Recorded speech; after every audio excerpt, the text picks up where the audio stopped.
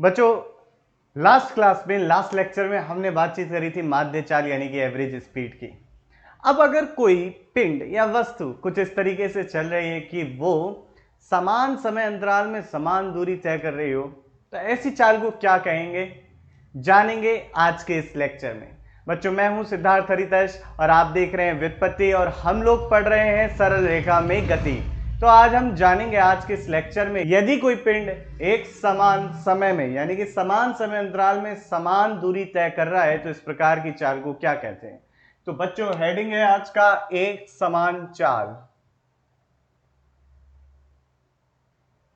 एक समान चाल, इसे इंग्लिश में कहते हैं यूनिफॉर्म स्पीड। अगर अब देखिए, ऑब्जर्व करते हैं पहले। मान लीजिए कोई पिंड चल रहा है, यहां ये अपना निर्देश बिंदु या रेफरेंस पॉइंट है, यहां से चलना चालू हुआ भाई अपना ऑब्जेक्ट। और पहला समय अंतराल जो गुजरा t इक्वल टू 1 सेकेंड, यानी कि यहां पे t इक्वल टू 0 पर यहां था ऑब्जेक्ट, यहां से यहां गया 2 मीटर चला। अगले 1 सेकेंड में यानी कि जब समय हुआ t is equal to 2 second, तो समय अंतराल बेटा कितना हुआ, 1 सेकेंड का। पहले भी कितना था, 1 सेकेंड का। तो इसमें भी चला, अब ये चला फिर से 2 मीटर। अब देखिए आगे समय हुआ है t is equal to 3 second और फिर चला 2 मीटर।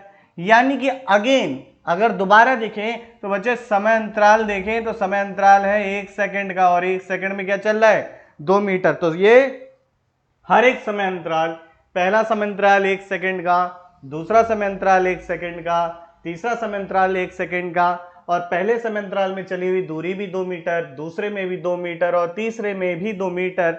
यदि कोई पिंड समान समय अंतराल में समान दूरी चलता है तो इस प्रकार की चाल को एक समान चाल कहते हैं। लिख लेते हैं इस बात को। यदि कोई पिंड समान समयांतराल में समान दूरी तय करे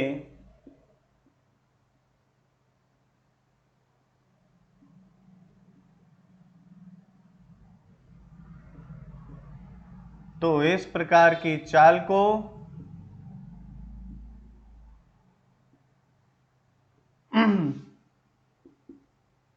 को एक समान चाल कहते हैं।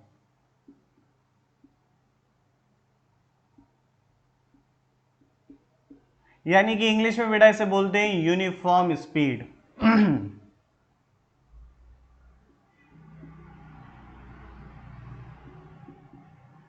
एक समान चाल कहते हैं बच्चे, आसान है, यूनिफॉर्म स्पीड कहलाती है।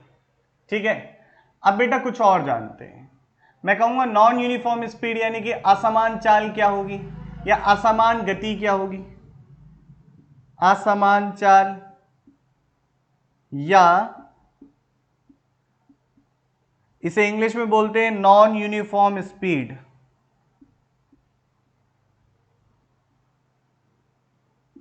What is non uniform speed, क्या है असमान चाल। तो ये था यूनिफॉर्म स्पीड का डायग्राम बेटा। अब हम देखेंगे नॉन यूनिफॉर्म स्पीड का डायग्राम। तो नॉन यूनिफॉर्म स्पीड क्या होगी, बहुत आसान है। पहली चीज ध्यान से समझो कि मान लो कोई ऑब्जेक्ट इस पथ पर, एक सरल रेखा के पथ पर चल रहा है, और इसके चलते समय ये पहला जो समय था यहां पर था, पहले मूल बिंदु पर था। तो t इक्वल टू 0 पर कहां था, मूल बिंदु पर था, मूल बिंदु O पर था।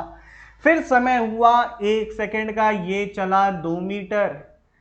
ठीक है, तो समय अंतराल हुआ 1 सेकेंड का। फिर अगले 1 सेकेंड बाद यानी कि समय हो चुका था 2 सेकेंड, ये चला 3 मीटर। फिर अगले 1 सेकेंड बाद समय हो चुका था 3 सेकेंड, ये चला 2 मीटर। फिर अगला 1 सेकेंड का इंटरवल यानी कि समय अंतराल, समय हो चुका था बच्चों आपका t इक्वल टू 4 सेकेंड, और ये चला 1 मीटर, 4 मीटर, 1 मीटर तो नहीं 4 मीटर चला। तो आप देखिए समय अंतराल 1 सेकेंड का, 1 सेकेंड का, 1 सेकेंड का, हर जगह समय अंतराल बेटा कितने का है, 1 सेकेंड का। पर ये दूरियां कितनी कितनी चल रहा है, ये हर एक समान समय अंतराल में भिन्न भिन्न दूरियां चल रहा है, या मैं कहूं असमान दूरियां चल रहा है, तो इस प्रकार की चाल को कहते हैं असमान चाल। क्या बोलते हैं बच्चे से? असमान चाल। नॉन यूनिफॉर्म स्पीड, असमान चाल। तो क्या लिखेंगे इसे? यदि कोई पिंड समान समयांतराल में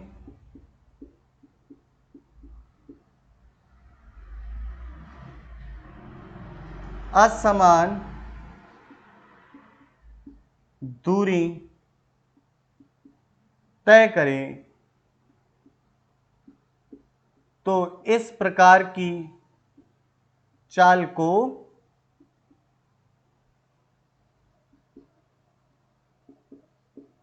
असमान चाल कहते हैं। असमान चाल यानी कि नॉन यूनिफॉर्म स्पीड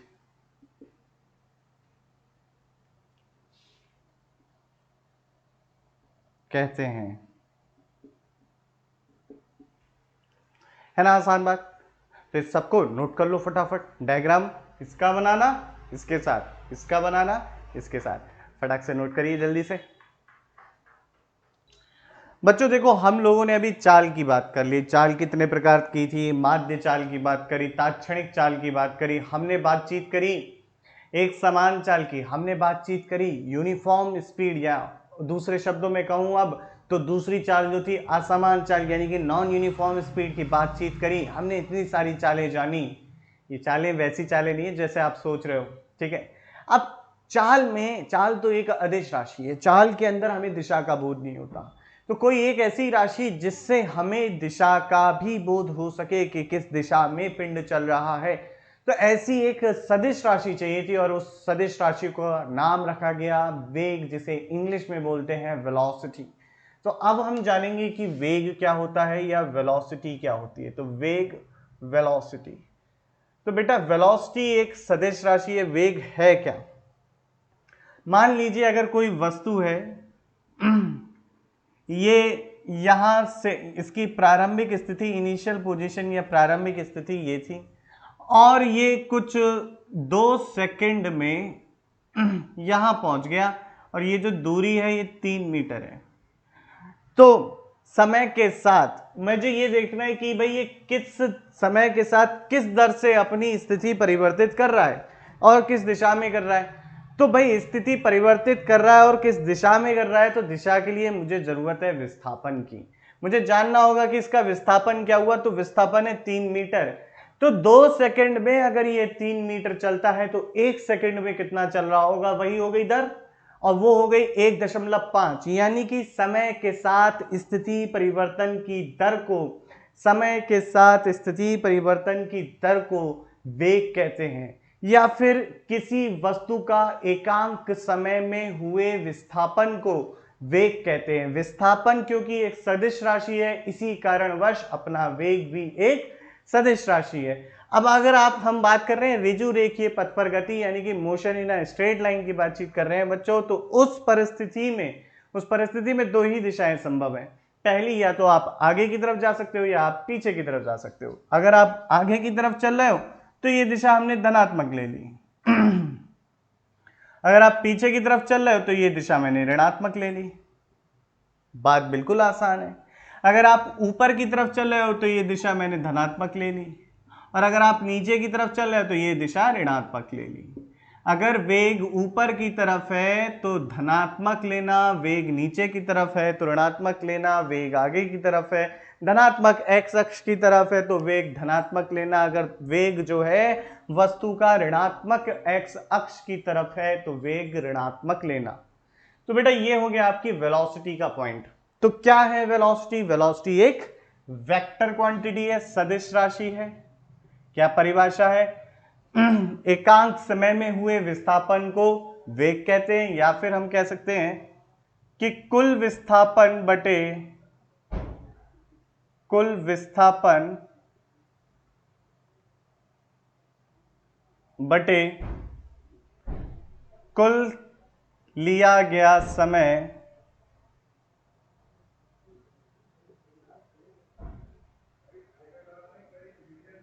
कुल लिया गया समय बराबर होता है वेग के, ये औसत वेग होता है। अब औसत वेग क्या है, वेग इसको थोड़ा सा जानते हैं, लेकिन पहले परिभाषा लिख लेते हैं। तो इसकी परिभाषा देखिए, यह वह भौतिक राशि है जो गतिमान वस्तु की चाल यानी कि गति का दर का परिमाण एवं वस्तु की दिशा का साथ साथ बोध कराती है। इस पद का उपयोग वस्तु की गति का संपूर्ण विवरण देने के लिए करते हैं, यानी कि हमें इससे पता चल जाता है कि किस दिशा में जा रहा है और क्या विस्थापन कर रहा है, ये भी पता चल जाता है।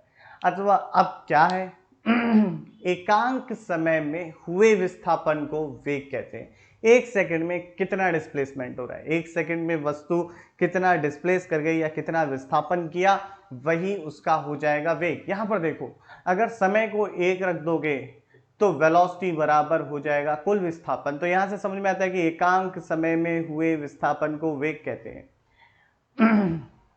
अब देखो, यदि कोई वस्तु एकांक समय में यानी कि 1 सेकंड में 1 मीटर चलती है तो वह वस्तु कहलाएगी 1 मीटर प्रति सेकंड के वेग से चल रही है। तो ध्यान से समझिएगा, यदि कोई वस्तु एकांक यानी कि 1 सेकंड में 1 मीटर चलती है तो वह वस्तु 1 मीटर पर सेकंड से चलती हुई कहलाएगी।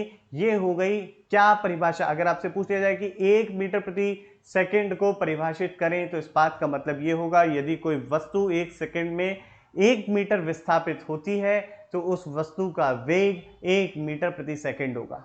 अब जैसे हमने चाल के प्रकार देखे, क्या उसी प्रकार से वेग के भी प्रकार हैं? तो आइए जानते हैं। आप लोग स्क्रीन को पॉज करें और इस सारी इंफॉर्मेशन को नोट करें। तो बच्चों, वेग एक सदिश राशि है। वेग एक सदिश राशि है। पहला बिंदु महत्वपूर्ण है, इसको लिख लीजिएगा, साथ ही साथ सदिश राशि है। और देखिए दूसरा बिंदु, इसकी विमीय सूत्र। अगर मैं डायमेंशनल फॉर्मूला की बात करूं तो इसका विमीय सूत्र क्या होगा, जरा देखते हैं। भाई, वेग बराबर वेलोसिटी बराबर क्या होता है, डिस्प्लेसमेंट अपॉन टाइम। डिस्प्लेसमेंट है तो एक तरीके की दूरी, तो दूरी के लिए विमा एल, और समय के लिए टी, और ये हो गया इसका विमीय सूत्र हो गया एल टी माइनस का 1। तो ये हो गया एल टी माइनस 1। तो विमीय सूत्र जो वेग का होता है वो होता है एल टी माइनस 1। अब इसके बाद की बातचीत करते हैं कि बच्चों वेग के प्रकार क्या क्या होते हैं। तो जिस तरीके से हमने देखा चाल के प्रकार, उसी तरीके से क्या वेग के भी प्रकार होते हैं। तो वेग के प्रकार देखते हैं। तो पहला वेग होता है आपका एक समान वेग, इसके बारे में चर्चा करेंगे आगे अभी। दूसरा होता है आपका परिवर्ती वेग यानी कि नॉन यूनिफॉर्म वेलोसिटी, परिवर्ती या असमान वेग।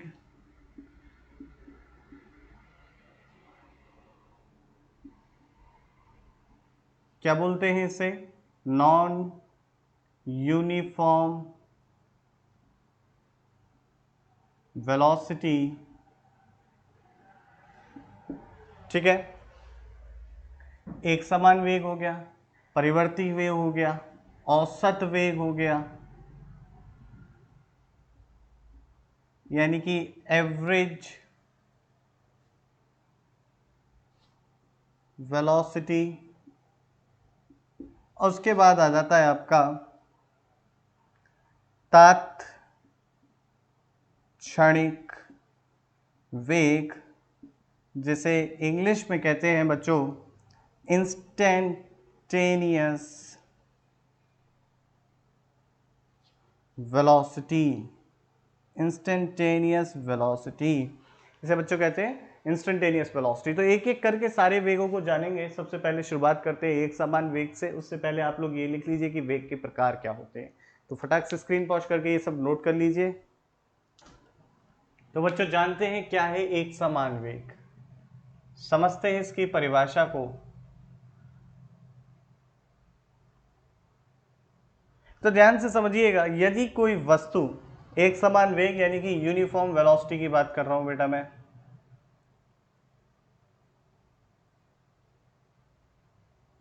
अब ध्यान से देखिएगा, यहां पर अपना ये है मूल बिंदु जिसे रेफरेंस पॉइंट या फिक्स्ड पॉइंट या निर्देश बिंदु भी कहते हैं। अब यहां से कोई वस्तु यहां पर है, पहले इसकी प्रारंभिक स्थिति यानी कि ये है ए है, ये 1 सेकंड के समय अंतराल, यहाँ पे मान लीजिए t इक्वल टू 0 सेकंड पर ये यहाँ थी, अब t इक्वल टू 1 सेकंड यानी कि स्टॉप वॉच ऑन करी और 1 सेकंड हुआ, देखा इस वस्तु ये B पर पहुंच गई और A से B के बीच की जो दूरी है 2 मीटर है और इस दिशा में गई। ध्यान से समझिएगा, दिशा समझना बहुत जरूरी है यहाँ पर। आगे की बात सुनिएगा कि अगर t इक्वल टू 3 सेकंड पे बात करूं तो क्या हुआ, माफ कीजिएगा, t इक्वल टू 2 सेकंड की बात करूं तो समय अंतराल तो हुआ हमारा अगेन 1 सेकंड का समय अंतराल हुआ और वस्तु फिर इस दिशा में चली है और जो C बिंदु पर पहुंची है वो B से 2 मीटर की दूरी पर था। फिर t इक्वल टू 3 सेकेंड की बात करूं बेटा तो t इक्वल टू 3 सेकेंड पर वस्तु D बिंदु पर पहुंच गई और C से D के बीच की जो दूरी थी वो 2 मीटर थी और समय अंतराल हुआ था 1 सेकेंड और वस्तु इसी दिशा में चली है।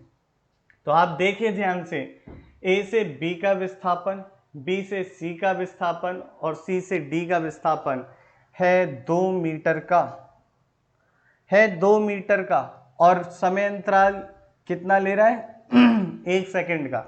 तो वस्तु समान समय अंतराल में समान दिशा में समान विस्थापित हुई है। तो इस प्रकार के वेग, यानी कि मैं कह सकता हूं जो ये वस्तु जिस वेग से चल रही है वो एक समान वेग है।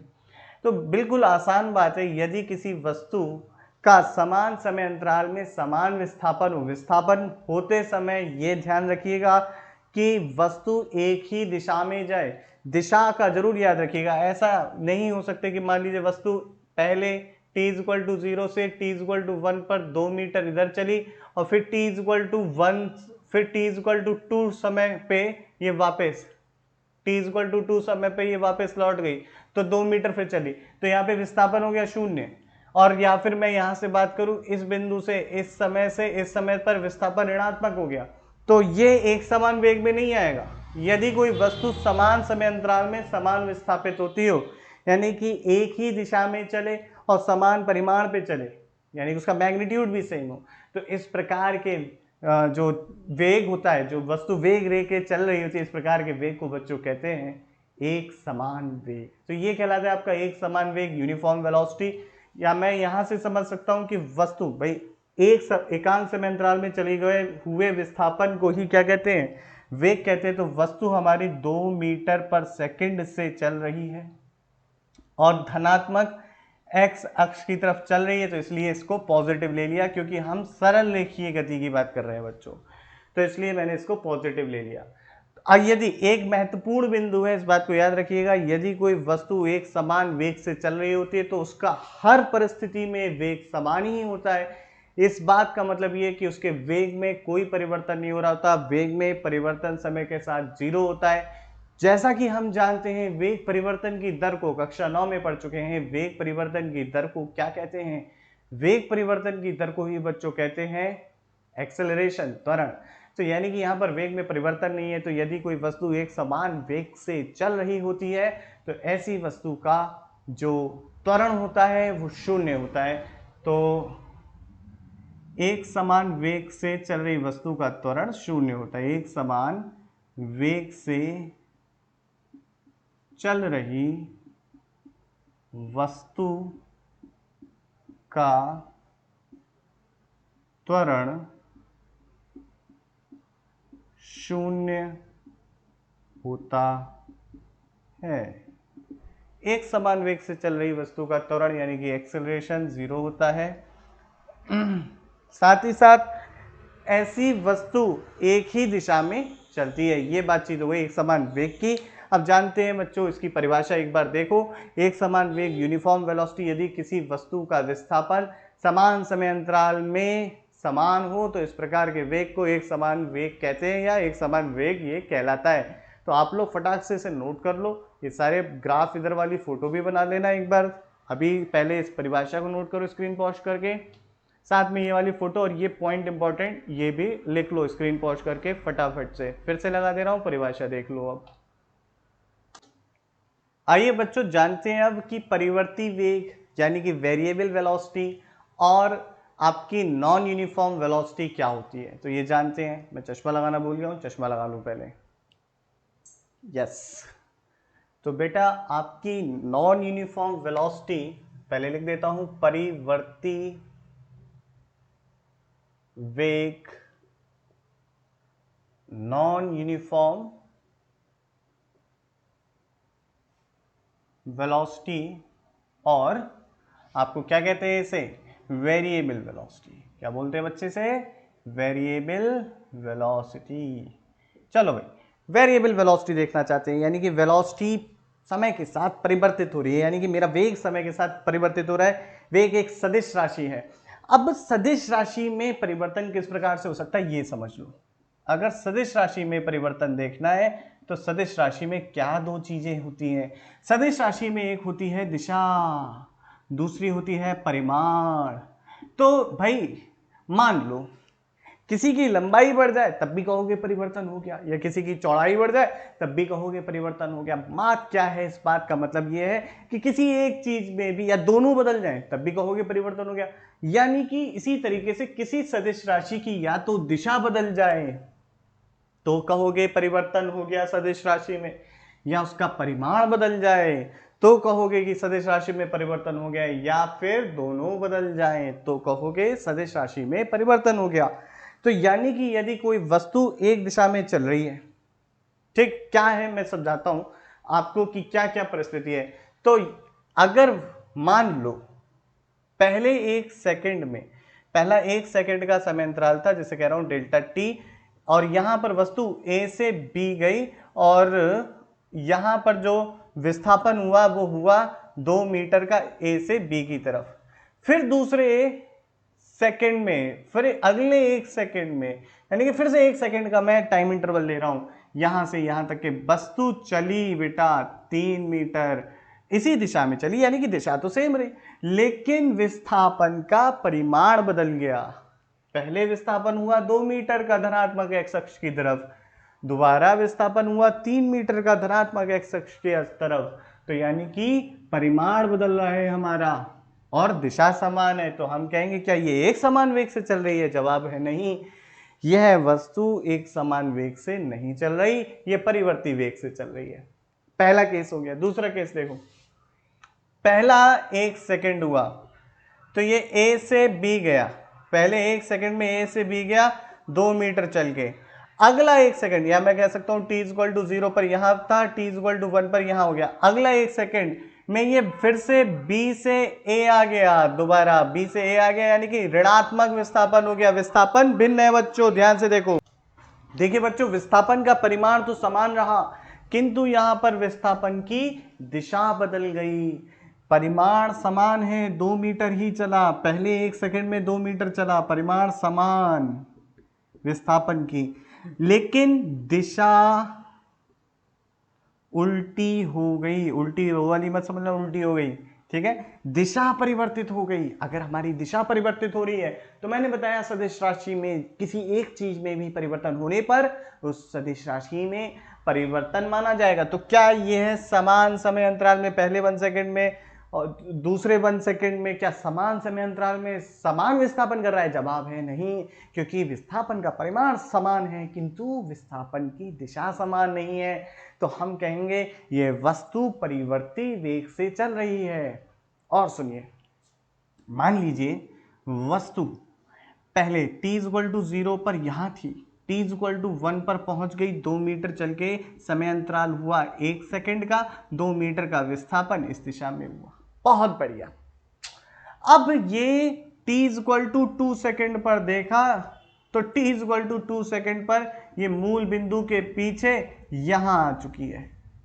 अब ध्यान से देखिए तो विस्थापन कितना हुआ? विस्थापन ये हुआ, मैं अगर इस यहां से लेके यहां तक के विस्थापन की बात कर रहा हूं, मैं ये ए बी से सी तक का विस्थापन देख रहा हूं, तो विस्थापन मान लीजिए ये पहुंच चुकी है पीछे की तरफ x इक्वल टू -1 पर। तो कितना विस्थापन हो गया?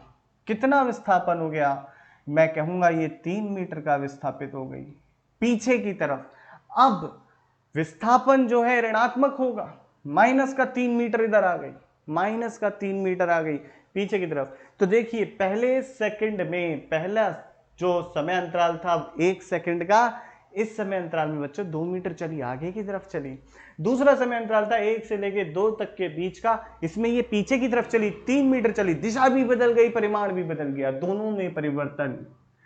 तो हम यहां पर देखेंगे कि ये वस्तु एक समान वेग से नहीं चल रही है, क्योंकि इसका समय के साथ विस्थापन समान समय अंतराल में समान विस्थापन नहीं हुआ। तो ये होता है एक समान वेग या के अनुसार हम इस तरीके से एक समान वेग के अनुसार बच्चों देखते हैं कि असमान वेग क्या होगा। ठीक है, ये पॉइंट समझ में आया हमें।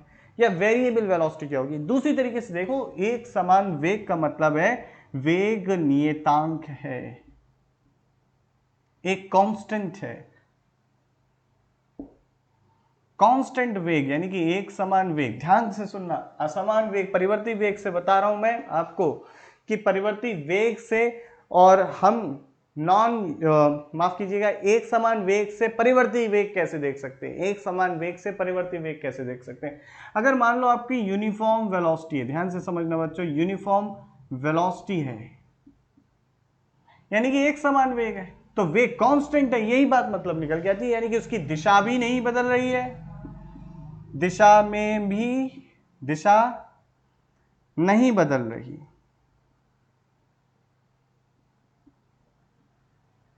और ना ही उसकी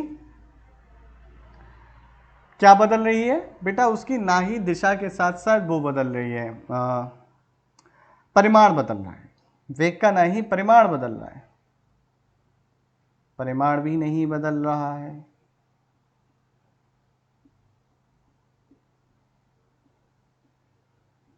भाई दोनों बातें हैं, एक समान वेग है तो हम कहेंगे कि वेग कांस्टेंट है, सदिश राशि नियतांक तब होगी जब दिशा निश्चित हो, परिमाण एक निश्चित हो। लेकिन अगर किसी एक में भी परिवर्तन या दोनों में भी परिवर्तन हो गया तो हम कहेंगे वेग नियतांक नहीं रहा, वेग कांस्टेंट नहीं रहा, और यहां पर बन जाएगा ये परिवर्ती वेग। है ना आसान चीज, समझ में आई, मजा आया? अगर मजा आया तो फटाक से कमेंट में लिखना मजा आया, बहुत मजा आया, ठीक है, और नहीं आया तब भी लिखना, गिव मी योर फीडबैक, तभी मुझे पता चलेगा कि मेरे प्यारे बच्चे किस तरीके से पढ़ रहे हैं। चलो अब परिभाषा देख लो फटाफट फटाफट। भाई एक समान वेग क्या होता है, यूनिफॉर्म वेलोसिटी क्या होती है, यदि कोई वस्तु का, अरे एक समान वेग में पढ़ा चुका हूं, माफ करना बच्चों। परिवर्ती वेग क्या होता है, नॉन यूनिफॉर्म वेलोसिटी क्या होती है, ये भूल जाता हूं, गलती से बटन गलत दबा जाता है दिमाग का। तो परिवर्ती वेग यानी कि वेरिएबल या नॉन यूनिफॉर्म वेलोसिटी क्या होती है, यदि किसी वस्तु का विस्थापन समान समय अंतराल में भिन्न भिन्न हो तो वस्तु का वेग परिवर्ती वेग माना जाता है। ठीक, अब क्या क्या कारण है, वस्तु का वेग का परिमाण बदल रहा हो, मैंने बताया आपको, या फिर वस्तु की गति की दिशा बदल रही हो, या दोनों बदल जाए, या तो वस्तु का परिमाण गति की परिमाण बदल रहा हो।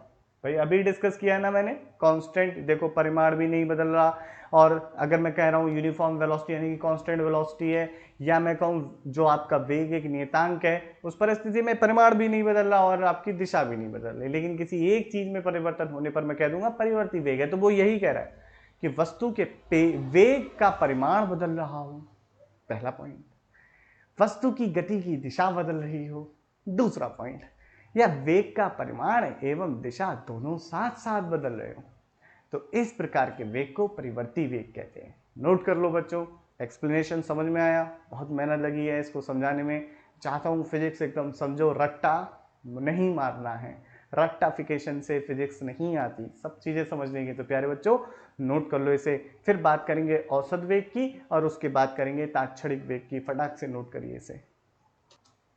तो आइए बच्चों जानते हैं क्या होता है हमारा औसत वेग। औसत वेग,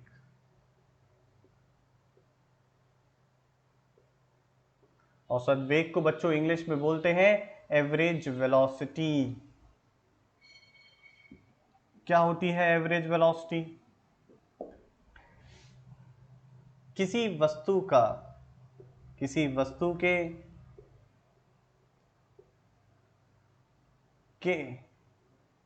कुल विस्थापन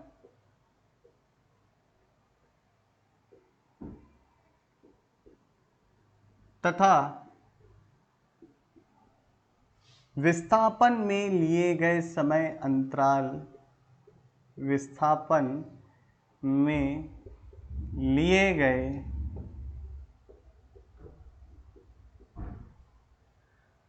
समय अंतराल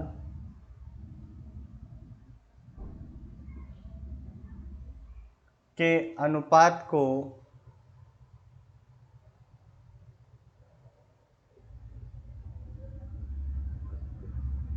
क्या कहते हैं? औसत वेग कहते हैं बच्चों, औसत वेग कहते हैं, औसत वेग कहते हैं।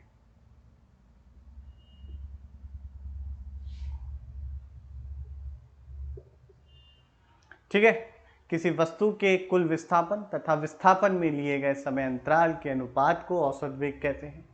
तो कैसे लिखेंगे औसत वेग? इस तरीके से लिखते हैं, ये रहा एवरेज वेलोसिटी बराबर डेल्टा एस वेक्टर, या ऐसे डेल्टा डी कर देते हैं जिससे मुझे आसान रहे समझाने के लिए।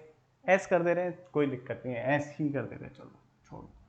डेल्टा एस क्या है? कुल विस्थापन बटे डेल्टा टी, कितना समय लिया गया उस विस्थापन को करने में। तो delta S vector upon delta T क्या होगा आपका? ये कुल विस्थापन होगा बच्चे, और नीचे कुल समय होगा, तो ये क्या मिल जाएगा इससे? कुल औसत वेग मिल जाएगा। तो औसत वेग बराबर कुल विस्थापन बटे कुल समय। कुल विस्थापन बटे कुल समय को ही कहते हैं औसत वेग। एक उदाहरण समझ लीजिए। मान लीजिए पहले वस्तु 1 सेकंड में 2 मीटर चली, यहाँ से ये मूल बिंदु था मेरा, 2 मीटर चली, एक्स अक्ष की धनात्मक दिशा में चली, यानी कि धनात्मक एक्स अक्ष की दिशा में चली पहले 1 सेकंड में, यानी कि दूसरे सेकंड में, यानी कि 1 से लेकर 2 सेकंड के अंदर ये पीछे 3 मीटर चल गई। ठीक, तो पीछे 3 मीटर चल गई तो 2 मीटर ये, और ये कितना हो गया? 1 मीटर। तो ये देखिए इसकी अगर मैं बात करूं आपको कि अंतिम स्थिति, इनिशियल पॉइंट ये था, प्रारंभिक स्थिति ओ पे थी, अंतिम स्थिति ये मान लीजिए बी पर पहुंच गए, और बी जो है आपका है माइनस का 1,0। तो अगर मैं आपसे पूछूं कि इसकी अंतिम स्थिति और प्रारंभिक स्थिति के बीच में हुआ जो विस्थापन है वो क्या है? -1। कुल विस्थापन -1 है, क्योंकि यह अपनी प्रारंभिक स्थिति से एक पीछे चला गया, इसलिए -1 विस्थापन है। तो कुल विस्थापन यहां पर आया आपका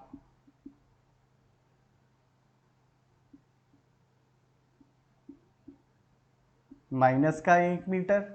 कितना समय लिया? 1 सेकंड यहां, 1 सेकंड यहां, यानी कि 2 सेकंड लिए, है ना? कितने सेकंड लिए? 2 सेकंड लिए। तो कुल समय बराबर 2 सेकंड। तो आपकी एवरेज वेलोसिटी कितनी हो गई? एवरेज वेलोसिटी हो गई -0.5 मीटर पर सेकंड। अब यहां से माइनस का चिन्ह ये बताता है कि जो हमारी औसत वेग है वो पीछे की दिशा में है, पीछे की दिशा में, यानी कि ऋणात्मक एक्स अक्ष की दिशा में है। अगर बच्चों मैं आपसे पूछूं, ध्यान से समझना, ये सवाल अच्छा है जो आगे पूछने जा रहा हूं मैं आपसे। तो बेटा सवाल ये कि एक वस्तु एक वृत्ताकार पथ पर चली, और मान लीजिए 5 सेकंड लगते हैं इसको इस पूरे पथ का एक चक्कर लगाने में, तो इसका औसत वेग क्या होगा? औसत वेग ज्ञात करें, औसत वेग ज्ञात करें। कब?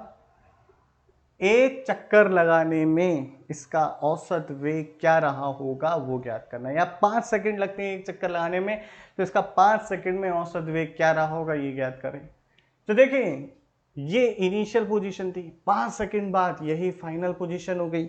इनिशियल पोजीशन और फाइनल पोजीशन में बीच में कोई दूरी नहीं है भाई, क्योंकि इनिशियल पोजीशन फाइनल पोजीशन के ऊपर ही है।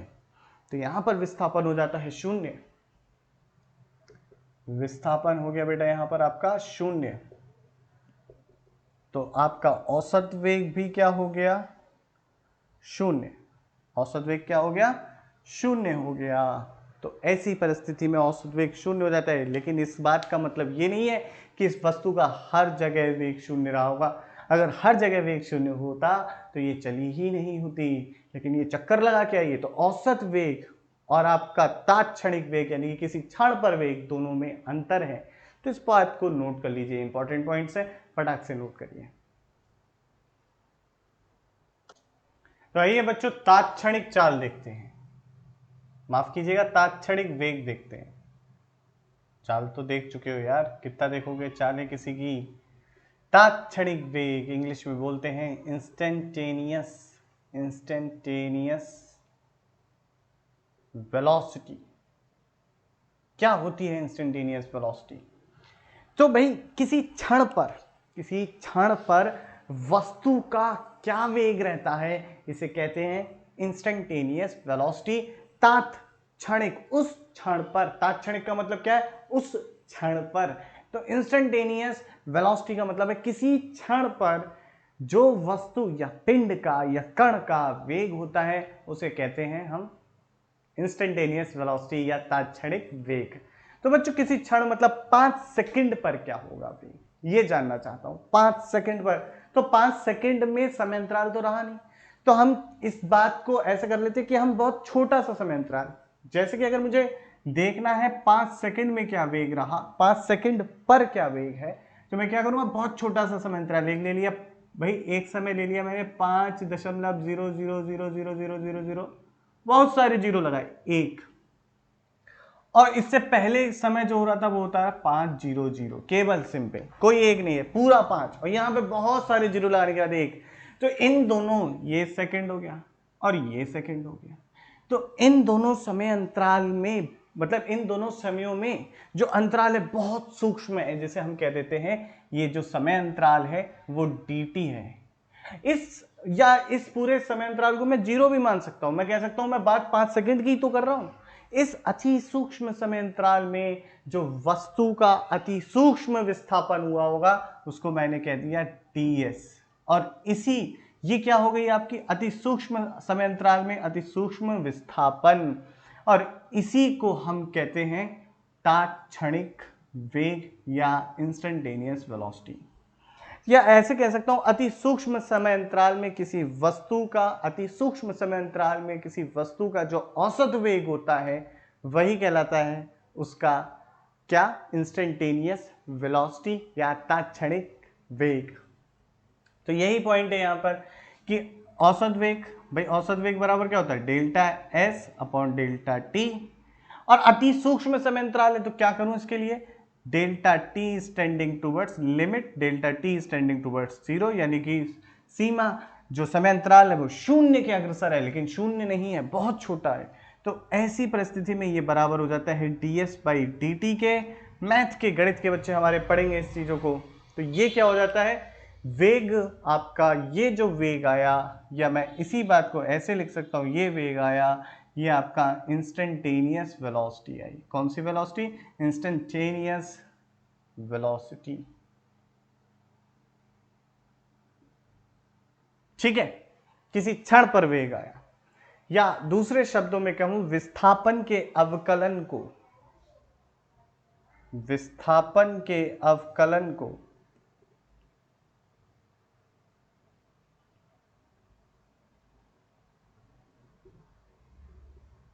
क्या कहते हैं, अवकल गुणांक को या अवकलन को।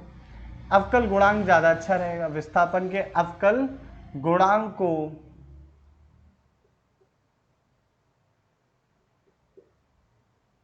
तात्क्षणिक वेग,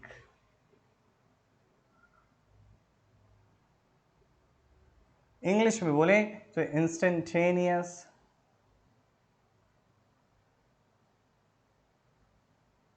वेलोसिटी कहते हैं।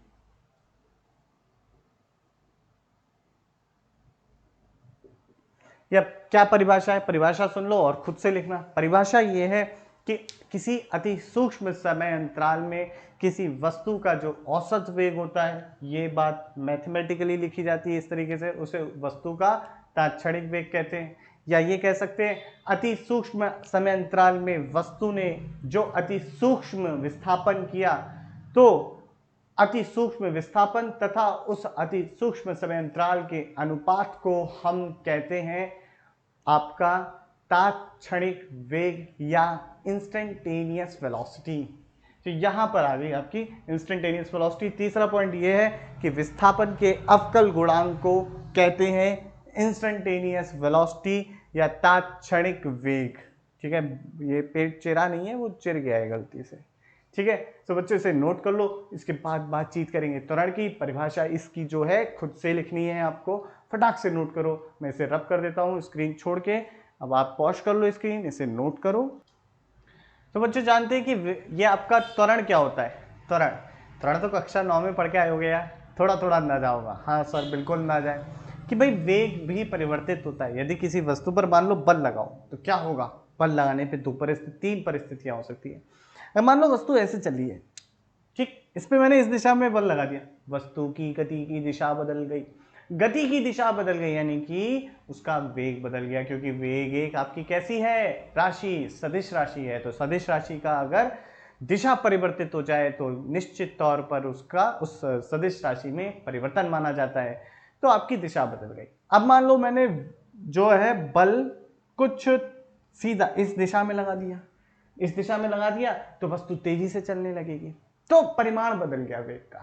दिशा वही रही, वस्तु इस दिशा में चल रही थी, इसी दिशा में बल लगा दिया, वस्तु के जो वेग का परिमाण है वो बदल गया। यानी मैंने विपरीत दिशा में लगा दिया बल, तो भी वस्तु के वेग का परिमाण बदल जाएगा, धीरे धीरे कम होती जाएगी उसकी स्पीड, यानी मैं उसका कहूं वेग का परिमाण।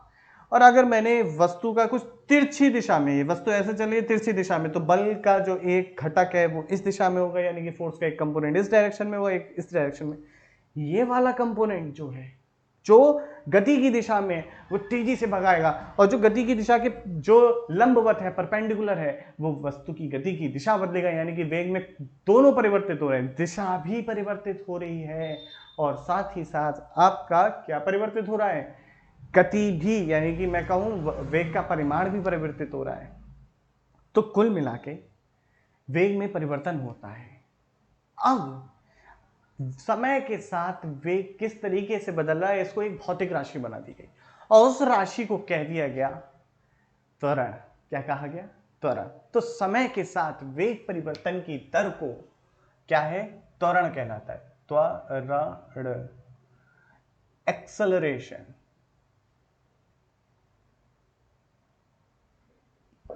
ठीक, क्या होता है एक्सेलरेशन बच्चों? समय के साथ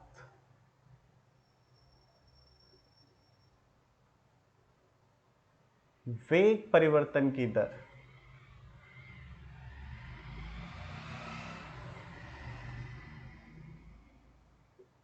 त्वरण कहलाती है। परिभाषा मिल जाएगी। क्या है मतलब? भाई मान लो किसी वस्तु का पहले वेग v इनिशियल था और किसी समय बाद डेल्टा टी टाइम, इतना समय अंतराल गुजर गया, उसके बाद इसका v फाइनल टाइम हो गया, माफ कीजिएगा v फाइनल वेग हो गया। तो वेग में परिवर्तन क्या हुआ? वेग में परिवर्तन लिखते हैं डेल्टा v से। डेल्टा v क्या बताता है? डेल्टा हमेशा बताता है परिवर्तन, परिवर्तन बराबर होता है अंतिम मान घटा दो, अंतिम मान में से घटा दो प्रारंभिक मान, तो final velocity minus initial velocity. तो समय के साथ वेग परिवर्तन की दर, तो दर क्या हो गई? दर बराबर हो गई आपकी, यहां लिख देते हैं बच्चे, दर बराबर हो गई आपकी डेल्टा वी बटे डेल्टा टी। ये हो गई आपकी दर, यही कहलाता है आपका एक्सेलरेशन। तो समय के साथ वेग परिवर्तन की दर को क्या कहते हैं? आप त्वरण कहते हैं। त्वरण एक सदिश राशि है। तो अब सदिश राशि है तो इसकी दिशा वही दिशा होती है जिस दिशा में वेग का परिवर्तन होता है। सदिश राशि है और त्वरण की दिशा वही दिशा होती है जिस दिशा में वेग का परिवर्तन होता है। ध्यान रखिएगा, बात लिख लीजिए, महत्वपूर्ण है। भाई ये हो गया वेग परिवर्तन की दर, त्वरण हो गया भाई, बहुत बढ़िया। सदिश राशि हो गई। इसका मात्रक क्या होगा? मात्रक होता है इसका मीटर प्रति सेकंड स्क्वायर, ये मात्रक होता है। इसकी विमा क्या होती है? इसकी विमा तो देखो, ऊपर है मीटर, मीटर के लिए L, नीचे है टी स्क्वायर, तो ऊपर हो गया t-2, इसका विमीय सूत्र हो गया LT-2। कैसी राशि? सदिश राशि लिखना है बच्चों, यह एक सदिश राशि होती है। इसके बाद और क्या बिंदु है? देखिए पहले इसको लिख लो सारा और अभी परिभाषा भी लिख लेना। तो ये और क्या बिंदु है महत्वपूर्ण जो मैंने बताए हैं बच्चों आपको? त्वरण की दिशा वही दिशा होती है, त्वरण की दिशा वेग परिवर्तन की दिशा में होती है, वेग परिवर्तन।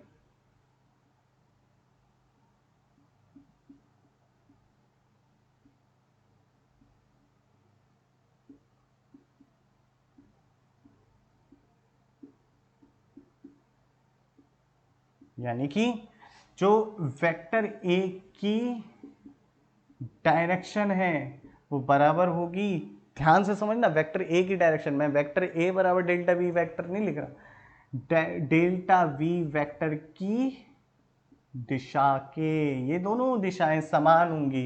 यानी कि अगर डेल्टा वी वेक्टर ये है, डेल्टा वी याद रखना, डेल्टा वी, वी वेक्टर अलग चीज है, डेल्टा वी अलग है, घटाने में सीखे हम। तो डेल्टा वी वेक्टर की दिशा ये है तो एक्सेलरेशन की दिशा इसके समांतर होगी।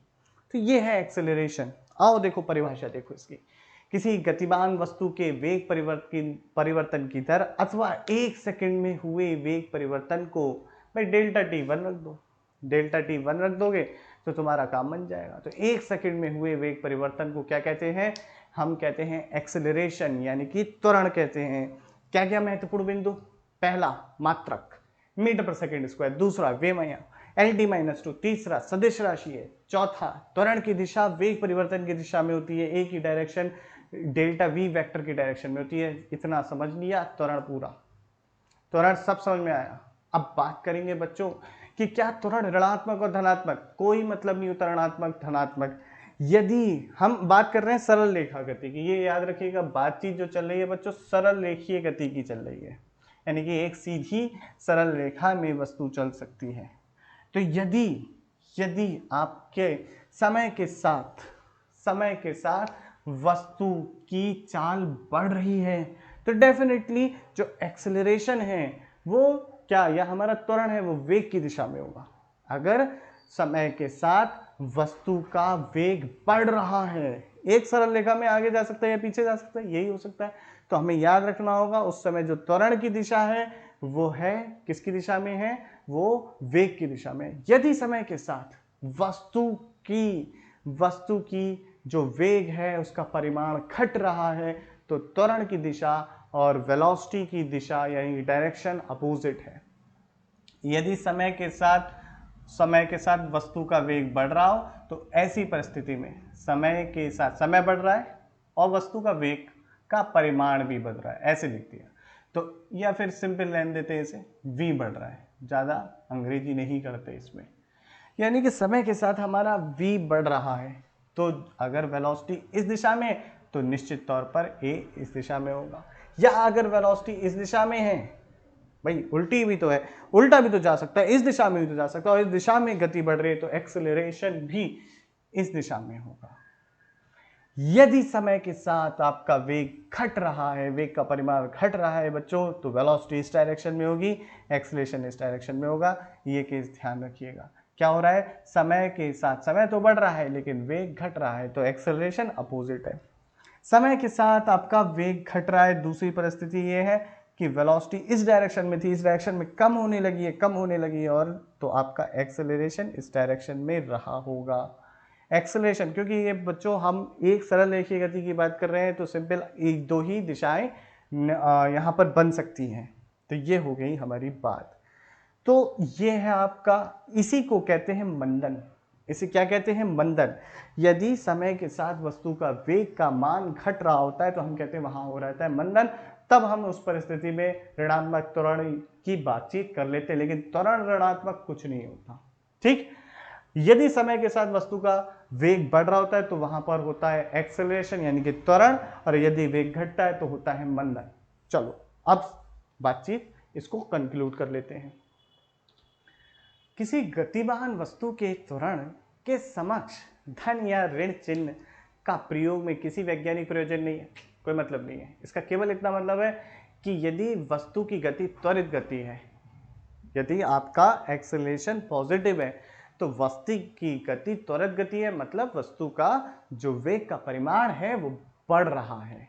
और यदि आपकी वस्तु या एक्सेलरेशन जो है, वस्तु का एक्सेलरेशन या त्वरण जो है वो नेगेटिव है, उस वाले केस में क्या होगा बच्चों, उस वाले केस में आपकी मंदित गति कहलाती है या डेसेलेरेशन कहलाता है, हो रहा होता है। साथ ही साथ आपका त्वरण अगर शून्य हो, तो इसकी बातचीत बच्चों मैं पहले कर चुका हूं, यदि किसी वस्तु का त्वरण शून्य होता है तो वह एक समान वेग से चल रही होती है। कैसे एक समान वेग से, मैं नहीं मानता, देखो मानोगे अभी।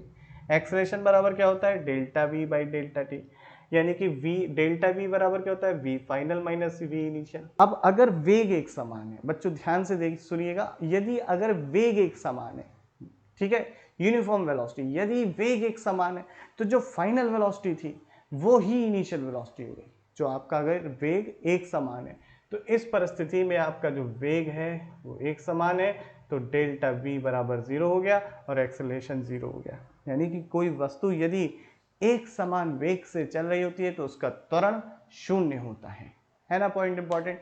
तो ये सारी बातें बच्चों आज के लेक्चर में करी। अब नेक्स्ट लेक्चर में जो पढ़ेंगे वो है त्वरण के प्रकार। तो आप लोग सोच के बताइएगा कि आप लोग खुद से परिभाषा लिखने की कोशिश करिएगा कि त्वरण कितने प्रकार का होता है। चलो हिंट मैं देता हूं, औसत त्वरण, परिवर्तित त्वरण, एक समान त्वरण, तात्क्षणिक त्वरण। तो इन सारी की परिभाषा खुद से लिखने की कोशिश करिएगा और मुझे कमेंट में बताइएगा कि आप कितना लिख पाए। अभी के लिए चलता हूं, मस्ती में पढ़िए, वीडियो पसंद आई दोस्तों से शेयर करिए, अपने साथियों को बताइए चैनल के बारे में और सब्सक्राइब करवाइए। बाकी बहुत जल्द जैसे ही ये चैप्टर फिनिश होता है एक लाइव सेशन होगा जिसपे आप लोग मेरे साथ सवालों के हल करेंगे और मिलके करेंगे। तो डेफिनेटली नेक्स्ट 2 लेक्चर में सब कुछ होने वाला है मजेदार। चलता हूँ, जय हिंद।